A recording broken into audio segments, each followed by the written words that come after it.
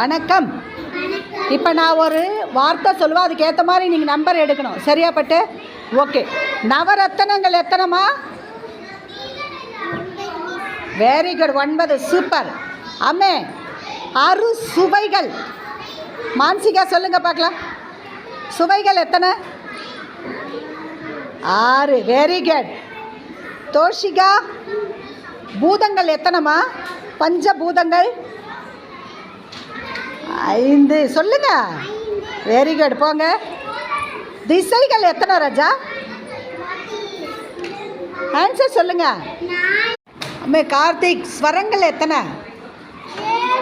Very good. பஞ்சபூதங்கள் எத்தனைடா தோஷிகா?